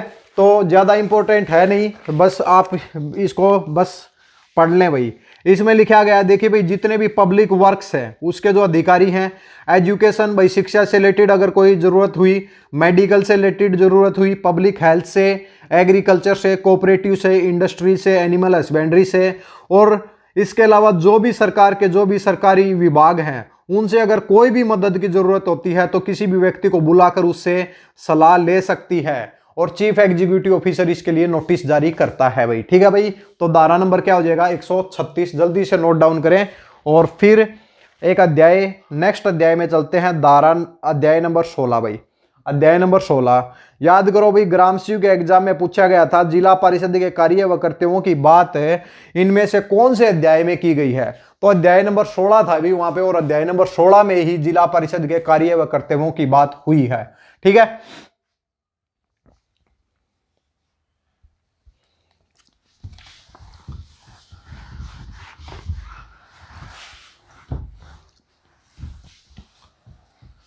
इसके बाद भाई अध्याय नंबर 16, तो अध्याय नंबर 16 में करते हैं भाई जिला परिषद के कार्य व कर्तव्य। देखिए भाई, जिला परिषद की तो बात हो ही रही है, कार्य व कर्तव्य ही लिख लेते हैं भाई, कार्य व कर्तव्य। जिला परिषद के कार्य व कर्तव्यों की बात अध्याय नंबर 16 में हुई है। और फिर पूछा जाए कि इसके लिए धारा कौन सी है, तो धारा नंबर 137 भाई। धारा नंबर 137 में जिला परिषद के कार्य व कर्तव्य, जिला परिषद के कार्य व कर्तव्य, जिला परिषद के कार्य व कर्तव्यों की बात कौन सी धारा में हुई है? धारा नंबर 137 में। क्या कार्य होते हैं भाई? देखिए भाई, जितने भी जो जिले के स्तर के ऊपर सारे कार्य ही जिला परिषद के होते हैं, तो हजारों कार्य होते हैं। बिल्कुल आपको याद नहीं रखने हैं कि भाई क्या कार्य होते हैं, केवल धारा याद रखेंगे। धारा नंबर 137 के तहत जिला परिषद के कार्य व कर्तव्यों की बात हुई है। धारा नंबर 75 के तहत पंचायत समिति के कार्य व कर्तव्यों की बात हुई है। और धारा नंबर 21 के तहत ग्राम पंचायत के कार्य व कर्तव्यों की बात हुई है। धारा नंबर 19 के तहत सरपंच के कार्य व कर्तव्यों की बात हुई है। धारा नंबर 15 के तहत ग्राम शिव के कार्य व कर्तव्यों की बात हुई है। धारा नंबर 12 में ग्राम सभा के कार्य व कर्तव्यों की बात हुई है। ठीक है भाई, तो ये सब आपको याद होना चाहिए। धारा नंबर 61 में कार्य व कर्तव्य किसके भाई? चेयरमैन और वाइस चेयरमैन के हैं। धारा नंबर उसी प्रकार 121 के बाद 122 धारा आती है, उसमें क्या हो जाए? प्रेसिडेंट और वाइस प्रेसिडेंट के कार्य व कर्तव्य हैं। तो ये सब चीजें आपको ध्यान में होनी चाहिए इसको। और धारा नंबर 230 हरियाणा ग्रामीण विकास प्राधिकरण के कार्य व कर्तव्यों की बात हुई है। तो सब आपको कार्य व कर्तव्य याद होने, जैसे हमें याद है वैसे आपको भी होने चाहिए। ठीक है भाई, तो धारा नंबर 137 हो जाएगी। इसके बाद आगे की तरफ बढ़ते हैं, धारा नंबर 138 की तरफ क्या दिया हुआ है भाई, देख लेते हैं भाई।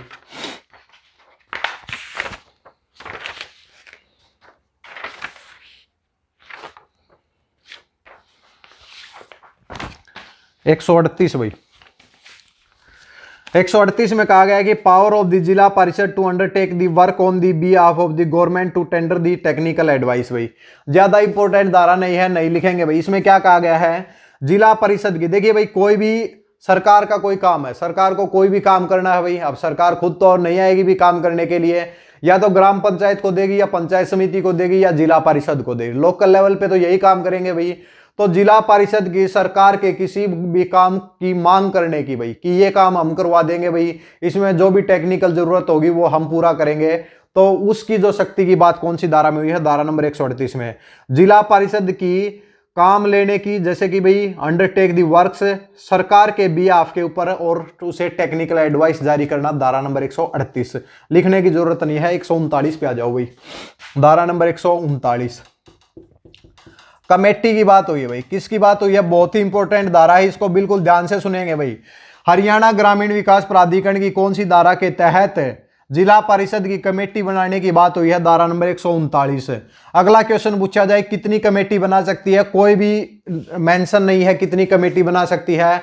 अपने कार्य व कर्तव्यों को पूरा करने के लिए किसी भी कमेटी का गठन कर सकते हैं, लेकिन पंचायत समिति में केवल 3 ही समिति बना सकती है, और जिला परिषद में भी 3 ही उप समिति बना सकती है। ठीक है भाई, इसमें क्या कहा गया है? किसी भी समिति का गठन कर सकती है, लेकिन हर समिति का जो पदेन अध्यक्ष होगा, हर समिति को जो सभापति होगा, यानी कि पदेन अध्यक्ष कौन होगा भाई? पदेन अध्यक्ष कौन होगा? प्रधान होगा भाई।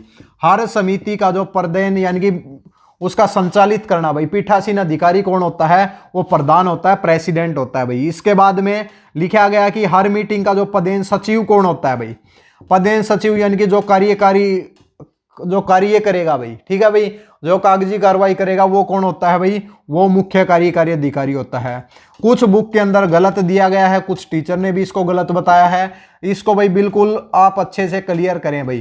किसी टेस्ट सीरीज के अंदर भाई कुछ कार्यकारी अधिकारी सभापति में कंफ्यूजन है, पहले बता देते हैं भाई। इसका जो पदेन सचिव होता है वो मुख्य कार्यकारी अधिकारी होता है, पदेन अध्यक्ष क्या होता है? प्रधान होता है। कल को पेपर के अंदर ये भी पूछ लेगा कि इसका भाई सदस्य होता है या पदेन सदस्य होता है, तो याद रखना है एक्स ऑफिस मेंबर, जिसके पास पहले से कोई पद है, अतिरिक्त कार्यभार दिया गया है, उसको क्या बोलते हैं हम? पदेन यानी कि एक्स ऑफिस बोलते हैं भाई। ठीक है भाई, धारा नंबर 139।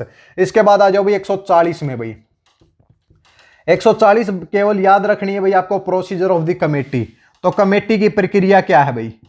कमेटी की प्रक्रिया, आपको यहां से कोई क्वेश्चन नहीं बनता, डायरेक्ट कमेटी की प्रक्रिया की बात हुई है, तो धारा नंबर 140 भाई। ठीक है भाई, तो आप इसको याद रखेंगे। इसके बाद धारा नंबर 141 भाई। धारा नंबर 141 में किसकी बात हुई है? तो 141 में बात हुई है delegation of the powers by the जिला परिषद। जिला परिषद के द्वारा अपनी शक्तियों का प्रत्यायोजन करना। जिला परिषद के द्वारा अपनी शक्तियों का प्रत्यायोजन करने की बात कौन सी धारा में हुई है? कि 141 में। तो शक्तियों का प्रत्यायोजन पूरा लिख देते हैं भाई।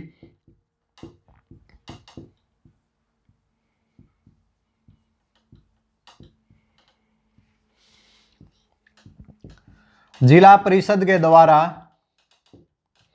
अपनी शक्तियों का प्रत्यायोजन। अब भाई देखिए, एक तो ये धारा याद हो जाएगी, प्रत्यायोजन यानी कि शक्तियों के, जिला परिषद के द्वारा शक्तियों के प्रत्यायोजन की बात कौन सी धारा है, 141 है। लेकिन प्रत्यायोजन करेगी किसको भाई, तो मुख्य कार्यकारी अधिकारी को। मुख्य कार्यकारी अधिकारी जिला परिषद धारा नंबर 141 के तहत अपनी कुछ शक्तियों को या तो मुख्य कार्यकारी अधिकारी को दे सकती है, मुख्य कार्यकारी अधिकारी को दे सकती है, या फिर किसी अन्य अधिकारी की, या फिर अन्य अधिकारी को दे सकती है भाई, या किसी अन्य अधिकारी को सौंप सकती है। कौन सी धारा के तहत, धारा नंबर 141 के तहत। नोट डाउन करें भाई जल्दी से इसको।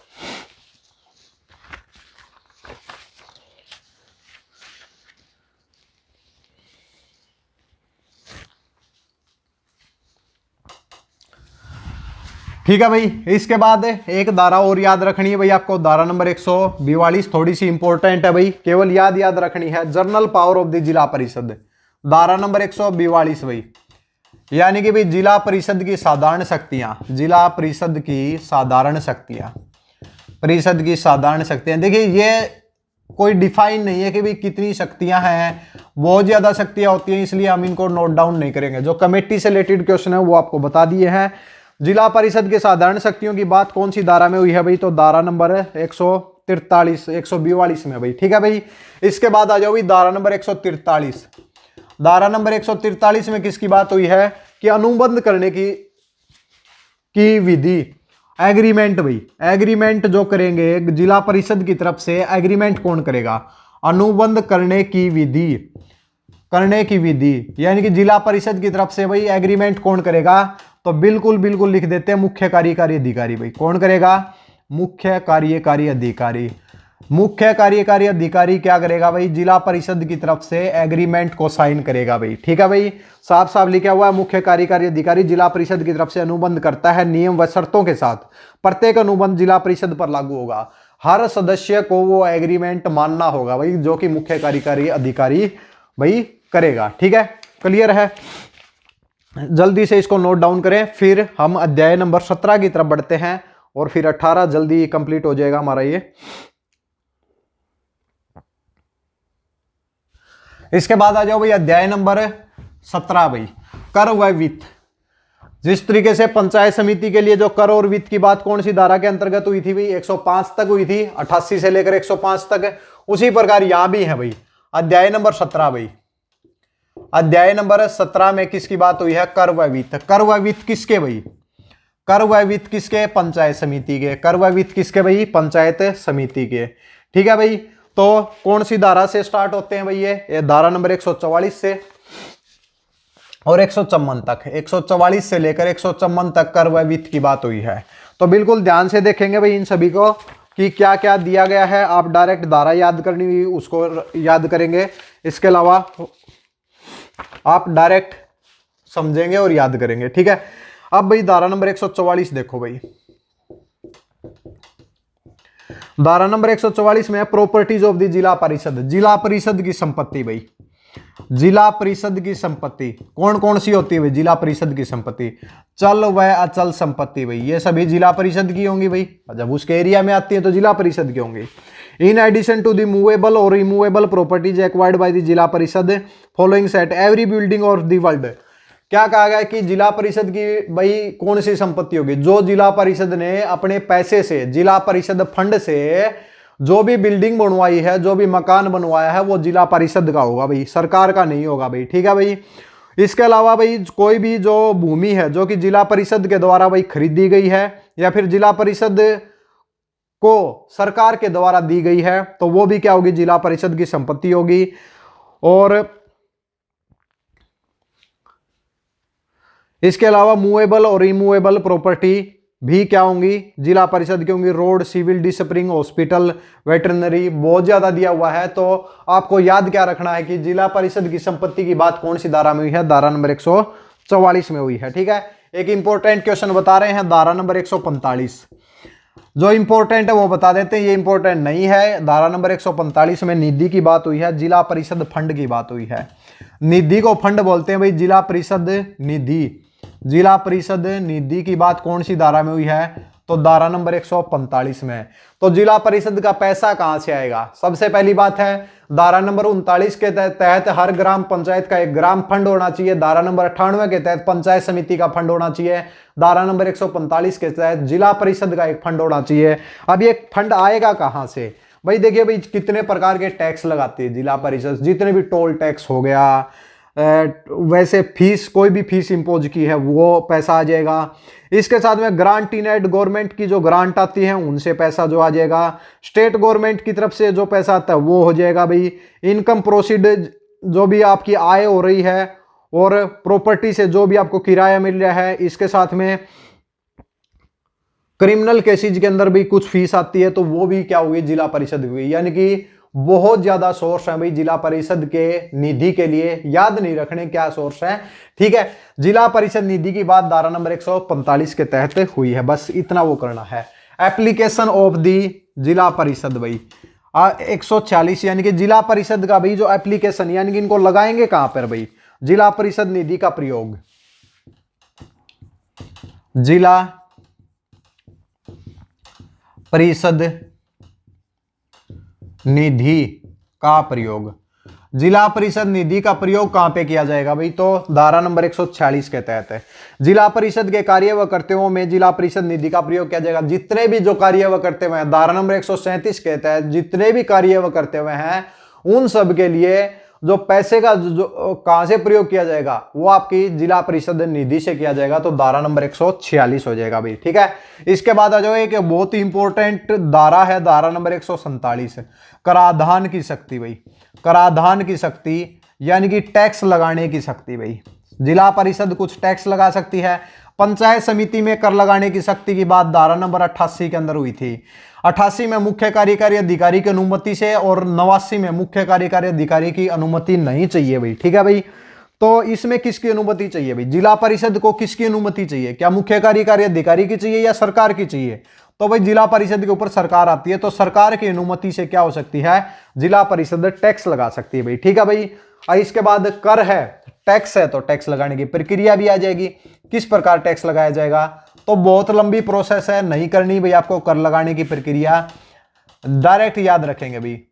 एक बार क्या होता है भाई, नोटिस निकाल लिया जाएगा टैक्स के लिए, आपत्ति दर्ज कराई जाएगी, 30 दिन के अंदर आपत्ति दर्ज करो, जिला परिषद के पास भेजो, जिला परिषद सरकार को भेजेगी, सरकार कुछ त्रुटि के साथ वापिस करेगी, जिला परिषद के पास वापिस आएगा, 2/3 के साथ फिर से पास करेंगे, आखिरकार पास हो जाएगा। ऐसी प्रक्रिया पंचायत समिति में भी थी, ठीक है। तो आपको ज्यादा डिटेल में नहीं जाना है। धारा नंबर 148 में कर लगाने की प्रक्रिया, 144 में जिला परिषद संपत्ति है, 45 में जिला परिषद का फंड की बात हुई, 146 में जिला परिषद का फंड का प्रयोग कहाँ करेंगे, 147 में टैक्स कौन लगाएगा, और 148 में कर लगाने की, जो टैक्स लगाने की जो प्रक्रिया क्या होगी उसकी बात हुई है। जल्दी से नोट डाउन करें, 149 की तरफ चलते हैं। 11 धाराएं और बची हैं, 160 तक कंप्लीट करेंगे।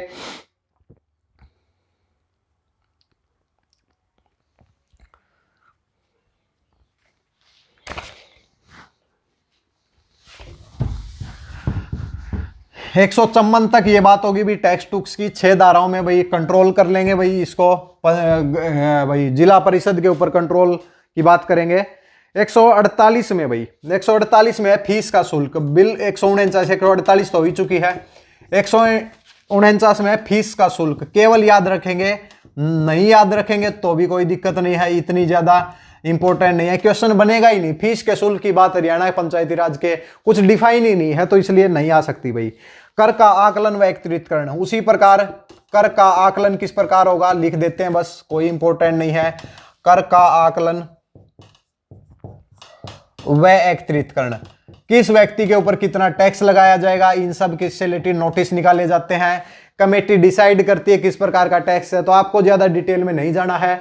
149 में फीस का शुल्क, 150 में कर का आकलन भाई।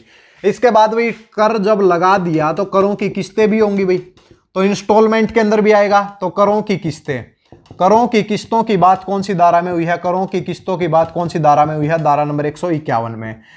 इंस्टॉलमेंट में भाई कितनी इंस्टॉलमेंट में पैसा लेना है, और किस किस समय के ऊपर पैसा लेना है, 6 महीने की किस्त लगाई जाए या 3 महीने की, ये भी बात है। इसके बाद एक इंपॉर्टेंट धारा है, इसमें देखिए कर वाले में हम बता देते हैं, जिला परिषद के जो बजट की बात है, जिला परिषद निधि की बात धारा नंबर 145 में, धारा नंबर 147 में, 145 में जिला परिषद निधि की बात, 147 में कराधान की शक्ति, इसके बाद धारा नंबर 152, तीन ही धारा इंपॉर्टेंट है भाई जिला परिषद का बजट। इसमें क्या है, जिला परिषद निधि की बात, कराधान की शक्ति और जिला परिषद का बजट, तीन धाराएं याद रख लो बस, काफी है, इतनी ज्यादा डिटेल में नहीं जाना है। जिला परिषद का बजट, जिला परिषद का बजट, बजट क्या होता है भाई, वार्षिक आय व खर्चों का अनुमान लगाना ही क्या कहलाता है, बजट कहलाता है। कितना खर्चा होगा, कितनी कमाई होगी, दोनों का जो दोनों को जो मिला के हम बनाते हैं तो वो क्या होता है, वो बजट तैयार होता है। आने वाले साल में क्या खर्चा हमें करना है भाई। तो इस बजट की बात कौन सी धारा में हुई है, तो कौन सी धारा में हुई है भाई, जिला परिषद की हरियाणा पंचायती राज अधिनियम की 152 की धारा। हमने एक क्वेश्चन पूछा था, पंचायत समिति का बजट कौन सी समिति तैयार करती है। जब पंचायत समिति 3 समिति का गठन करती है, सामान्य समिति जर्नल मामले, भाई जर्नल मामलों की बात करती है, ऑडिट समिति है पैसे के लेन देन से रिलेटेड, तो ऑडिट समिति पंचायत समिति का बजट तैयार करती है। इसके लिए भी क्या होगा भाई, जिला परिषद एक ऑडिट समिति का गठन करेगी जो कि जिला परिषद का बजट तैयार करेगी। कौन सी धारा के तहत, 152 के तहत। क्लियर हो जाना चाहिए भाई, ठीक है भाई। इसमें कुछ लिख भी रखा है, देख लो भाई। सरकार जिला परिषद के बजट को मंजूर या वापस कर सकती है। जिस प्रकार पंचायत समिति अपना बजट भेजती है मुख्य कार्यकारी अधिकारी के पास, मुख्य कार्यकारी अधिकारी या तो वापस भेज देगा, अगर मंजूर करेगा तो सरकार के पास भेज देगा भाई। उसी प्रकार जिला परिषद अपना भाई पंचायत समिति को तो भेजेगी नहीं, सरकार को भेजेगी, सरकार वापस भी कर सकती है। जब तक सरकार की मंजूरी ना मिले कोई भी पैसा नहीं निकाला जाएगा भाई। सरकार 60 दिन में मंजूर और ना मंजूर कर सकती है, ठीक है, क्लियर है। 153 में जिला परिषद के खातों की बात, इसके बाद 153 भाई,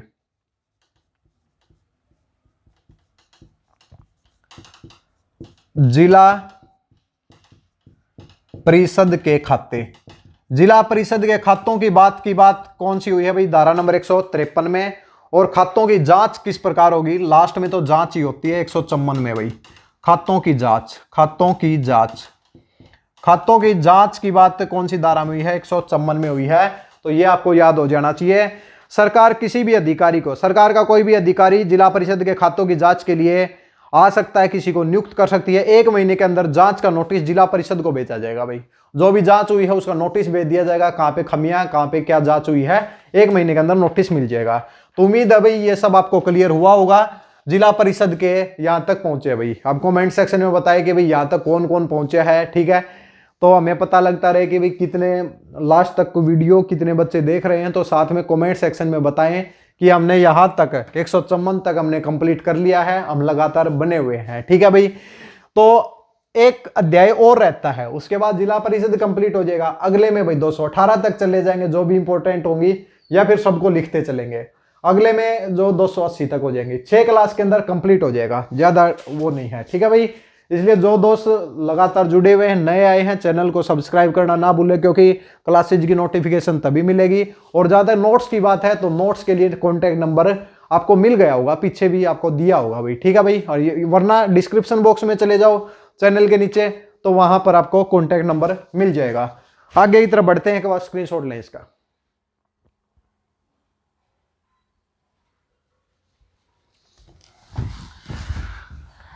इसके बाद भाई 5 मिनट की और क्लास होगी, उसके बाद समाप्त करते हैं इसको।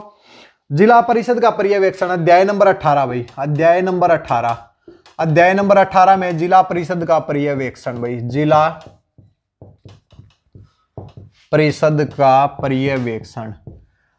जिला परिषद का पर्यवेक्षण यानी कि जिला परिषद के ऊपर निगरानी किसकी होगी भाई। देखिए भाई सरकार की होगी, अब ना तो पंचायत समिति की होगी, ना जिला परिषद की होगी खुद के ऊपर, ना ग्राम पंचायत की होगी, क्योंकि ये तो उनसे बड़े लेवल के ऊपर है, तो सरकार ही बचती है इसके ऊपर। तो सरकार के द्वारा क्या होता है, इसका पर्यवेक्षण होता है। तो भाई इसके अंदर भाई कितनी धाराएं हैं, तो 155 से लेकर 160 तक की धाराएं हैं भाई, 6 धाराएं इसके अंदर आती हैं। 155 में देख लो भाई क्या है, धारा नंबर 155 में है कि निरीक्षण व पर्यवेक्षण की शक्ति भाई। इसकी भाई निरीक्षण कौन करेगा, जिला परिषद के निरीक्षण व पर्यवेक्षण, निरीक्षण व पर्यवेक्षण की शक्ति, निरीक्षण व पर्यवेक्षण की शक्ति की बात कौन सी धारा में हुई है? तो कौन सी धारा भाई? धारा नंबर 155 भाई। ठीक है, क्या कहा गया है? सरकार या फिर किसी अन्य अधिकारी, सरकार अपनी तरफ से किसी भी अधिकारी को नियुक्त कर सकती है जो कि जिला परिषद के खातों की जांच कर सकता है, रिकॉर्ड की जांच कर सकता है, संपत्ति की जांच कर सकता है। इसके साथ साथ ऑफिस व कार्यों का निरीक्षण भी कर सकता है कि कौन कौन से कार्य पेंडिंग में चल रहे हैं, वर्किंग किन कार्यों के ऊपर चल रही है, निर्माण किन कार्यों के ऊपर चल रहा है। तो कोई भी अधिकारी सरकार का किसी भी टाइम पे आ सकता है जांच करने के लिए। कौन सी धारा के तहत? धारा नंबर 155 के तहत भाई।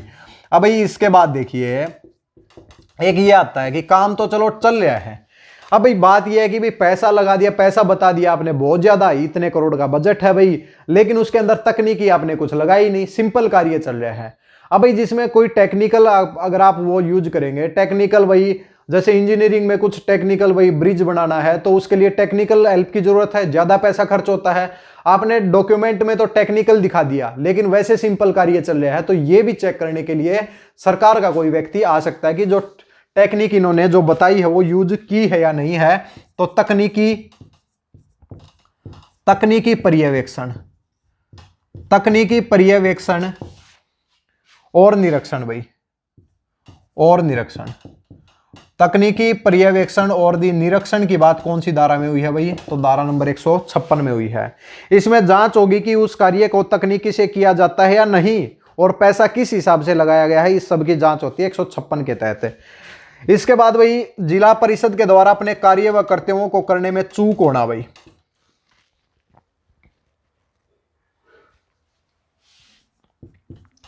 क्या है कि जिला परिषद के द्वारा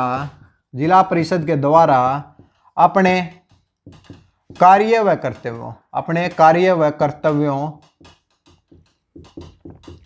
को करने में चूक, जिला परिषद के द्वारा अपने कार्य व कर्तव्यों को करने में चूक हो जाए भाई, तो फिर क्या होगा भाई? तो इसके लिए क्या लिखा गया है भाई? इसमें तो कुछ नहीं लिखा गया भाई। ठीक है, देखते हैं यहाँ पे तो याद करने के लिए दिया गया है। 157 में देखते हैं भाई क्या दिया गया है।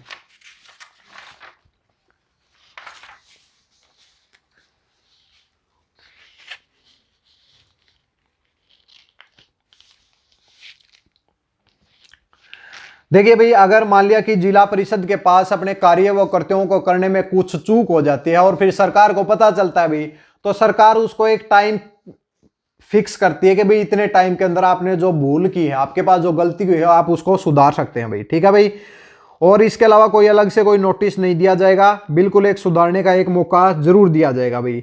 अगर जिला परिषद फिर भी उस आदेश को मानने में भाई क्या हो जाती है भाई, कंप्लाई उसका पालन नहीं करती है, तो सरकार एक ऐसे व्यक्ति को चुनती है जो कि उसको परफॉर्म करता है, डायरेक्ट करता है। ठीक है भाई, ठीक है ठीक है ठीक है। क्या कहा गया है भाई इसके अंदर? जिला परिषद के द्वारा अपने कार्य व कर्तव्यों को करने में चूक। अगर जिला परिषद अपने किसी कार्य व कर्तव्यों को अच्छे से नहीं कर पाती भाई, ठीक है भाई, तो क्या होता है, या तो देखिए कंडीशन हो जाती है कि जैसे कि आप एग्जाम्पल के तौर पे देखें, जैसे गांव में है तो सरपंच को कुछ कार्य क्या है कि कोई भी कब्जे वाली जमीन को नहीं छुटा सकता भाई, ये सोचने लग जाता है कि भाई इससे भाई आपसी बैर हो जाएगा, तो इसलिए क्या कहते हैं कि सरपंच लिखित रूप में दे देता है कि भाई मैं ये कार्य करने में असफल हूं, आप अपनी तरफ से किसी अन्य अधिकारी को भेजिए जो इस कार्य को करेगा। उसी प्रकार जिला परिषद भी अपने कार्यों को करने में कई बार असमर्थ हो जाती है, तो भी सरकार अपनी तरफ से एक व्यक्ति को भेजती है जो कि उनके कार्य वो कर्तव्यों को करता है। तो भाई इसमें क्या हो जाएगा, धारा नंबर 157 के तहत सरकार का एक व्यक्ति नियुक्त किया जाता है जो कि इस भूल को सुधारने का प्रयास करता है। पहले तो भाई जिला परिषद को ही एडवाइस दी जाती है करो भाई इसको, फिर भी अगर नहीं होता है तो फिर क्या होता है, सरकार अपनी तरफ से कुछ ना कुछ भाई रास्ता निकालती है। ठीक है, क्लियर है? 157 हो जाएगा। 158 में चले। 158 में भाई धारा नंबर 158 बहुत ही इंपॉर्टेंट भाई, अभी इन सारी धाराओं में एक ही धारा इंपॉर्टेंट लगी है। मैं 158 भाई 158 में करता है कि जिला परिषद को भंग करना भाई, जिला परिषद को भंग करना भाई। कमेंट सेक्शन में बताएं कि पंचायत समिति को भंग करने की बात कौन सी धारा में हुई थी। चलो हम बता देते हैं भाई, धारा नंबर 110 में हुई थी। जिला पंचायत समिति को भंग करने के परिणाम क्या थे 111 में थे, तो ये भी ठीक है। जिला परिषद को भंग करने की बात कौन सी धारा है, भंग करना 158 भाई, जिला परिषद को भंग करना 158। क्या लिखा गया है देख लीजिए भाई, जिला परिषद अगर बार बार अपने कार्य व कर्तव्यों को करने में चूक करे और सरकार की हिदायत के बावजूद भी अपनी गलती को ना सुधारे, अगर फिर भी चूक होती है तो जिला परिषद को भंग किया जा सकता है। जिला परिषद पंचायत समिति को भंग करने की धारा थी 110 और उसके परिणाम थे 111 में, लेकिन 158 में क्या है, 158 में भंग करना भी है और परिणाम भी है। परिणाम सुन लो भाई, जिला परिषद भंग होते ही सभी सदस्य अपने पद को खाली करेंगे। सरकार एक व्यक्ति को नियुक्त करेगी जो कि जिला परिषद के कार्य व कर्तव्यों को करेगा। जिला परिषद की सारी संपत्ति सरकार के पास चली जाएगी। भंग करने के बाद सारी संपत्ति और सारे सदस्य पद खाली करके चले जाएंगे, संपत्ति सरकार के पास आ जाएगी। जैसे ही नई जिला परिषद का गठन होता है, दोबारा से संपत्ति जिला परिषद को वापस कर दी जाएगी। कौन सी धारा कौन सी है, 158 भाई। ठीक है भाई, जल्दी से नोट डाउन करें।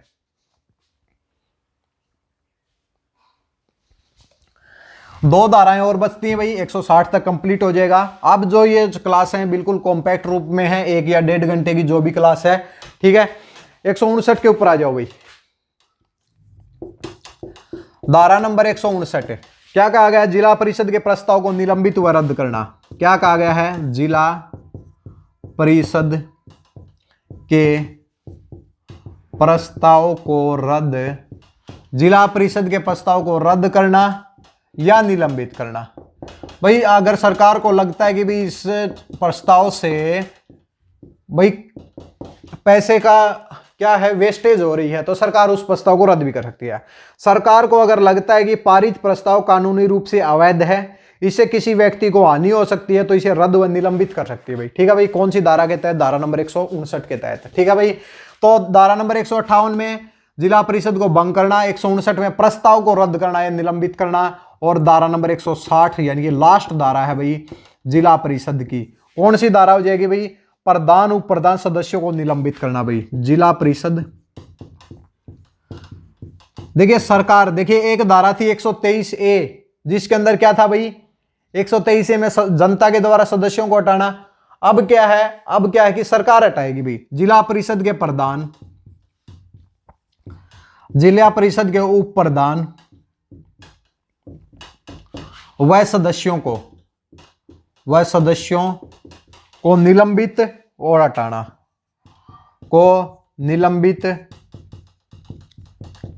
वह हटाना भाई।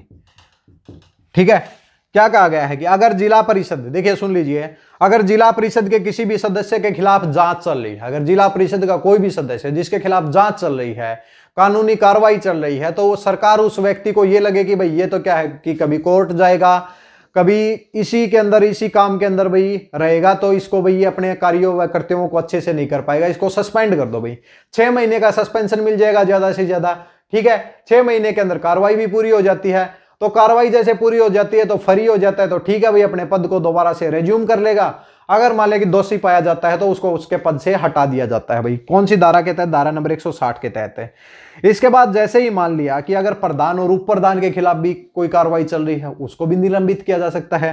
क्या लिखा गया है कि अगर प्रधान को निलंबित या हटाया जाए, प्रधान को हटाते हैं तो कौन कार्य करेगा, उसकी जगह भी उप प्रधान कार्य करेगा और सारी संपत्ति उप प्रधान के पास जाएगी। अगर उप प्रधान को निलंबित हटाया जाए तब संपत्ति प्रधान के पास ही रहेगी, कुछ संपत्ति प्रधान के पास है, वैसे रहती प्रधान के पास ही है। अगर प्रधान व उप प्रधान दोनों को निलंबित कर दिया जाए तो संपत्ति किसी भी सदस्य जो कि बहुमत के साथ चुना जाएगा। बिल्कुल क्लियर हो जाना चाहिए। धारा नंबर 160 में क्या बात हुई है, धारा नंबर 160 के तहत जिला परिषद के सदस्यों, प्रधान व उप प्रधान को हटाने की बात हुई है, लेकिन यहां पे हटाएगी कौन, सरकार हटाएगी। कब हटाएगी, निलंबित कब करेगी, जब उनके खिलाफ कार्रवाई चल रही है। हटाएगी कब, जब कार्रवाई पूरी हो जाए और दोषी पाया जाए। लेकिन अगर प्रधान दोषी पाया जाता है तो उप प्रधान के पास जाएगी, उप प्रधान अगर दोषी पाया जाता है तो प्रधान के पास जाएगी। क्या पता दोनों को ही हटाया जाए, निलंबित किया जाए तो कोई भी सदस्य जो कि 10 से लेकर 30 तक हो सकते हैं, उनमें से किसी एक व्यक्ति के पास चली जाएगी जो कि बहुमत के साथ चुना जाएगा। धारा नंबर 123, धारा नंबर 123 में प्रधान व उप प्रधान को हटाने की बात हुई। देखिए यहाँ पे 160 में सरकार हटा रही है, वहां पे 123 में क्या है कि जिन सदस्यों ने प्रधान व उप प्रधान को चुना है वो हटा रहे हैं। और 123A के अंदर क्या हो रहा है कि भाई जो सदस्य 10 से लेकर 30 चुने गए उनको जनता हटा रही है, तो तीनों में डिफरेंस होना चाहिए भाई। ठीक है, धारा नंबर 10 के अंतर्गत सरपंच को हटाने की बात हुई है जनता के द्वारा। उसी प्रकार धारा नंबर 51 में सरपंच को कौन हटा रहा है भाई, वहां पे अब वहां पे कौन हटा रहा है, सरकार हटा रही है। उसी प्रकार पंचायत समिति को भाई धारा नंबर 62 धारा नंबर 62 में कौन हटा रहा है? वो चेयरमैन और वाइस चेयरमैन को कौन हटाता है भाई? तो वो सदस्य हटाते हैं। और 62A के अंदर क्या है कि भाई जनता हटा रही है। ठीक है, उसी प्रकार सरकार भी हटा रही है भाई 109 के तहत, 107, 8, 9 के तहत। ठीक है, उसी प्रकार यहाँ पे है। तो आपको इनमें थोड़ा सा डिफरेंस पता होना चाहिए, जनता किस धारा के तहत हटा रही है और सरकार किस धारा के तहत उनको हटा रही है। ठीक है भाई, क्लियर है। आज भाई ग्राम पंचायत, हरियाणा पंचायती राज अधिनियम के अध्याय, ग्राम पंचायत कंप्लीट हो चुके हैं, पंचायत समिति कंप्लीट हो चुके हैं, जिला परिषद कंप्लीट हो चुके हैं, 160 धाराएं हो चुकी है, 120 धाराएं और बचती हैं, 2 क्लास और होंगी, 4 क्लास हो चुकी हैं, उसमें कंप्लीट आपको पढ़ा दिया जाएगा। उसके बाद भूमि रिकॉर्ड के बारे में थोड़ा डिस्कस करेंगे, फिर नहरों के बारे में एक बार फिर से दोबारा से क्लास लेने की जरूरत है भाई। ठीक है, चलो भाई आज की क्लास को यहीं पे समाप्त करते हैं। जो भी दोस्त लास्ट तक जुड़े हुए हैं, अगर वीडियो अच्छी लगे तो भाई वीडियो को लाइक और चैनल को सब्सक्राइब जरूर करके जाएं। अगर हो सके तो वीडियो को शेयर करने का भी प्रयास करें। कोऑपरेटिव सोसाइटी की क्लास बहुत जल्द आएंगी, आप लगातार चैनल से जुड़े रहें भाई, ताकि आप स्पेशल सब्जेक्ट को कर सकें। 433 पोस्ट सब इंस्पेक्टर की पोस्ट है, उनके लिए आप तैयारी कर सकें भाई। ठीक है भाई, चलो भाई नेक्स्ट क्लास में मिलते हैं, तब तक के लिए धन्यवाद।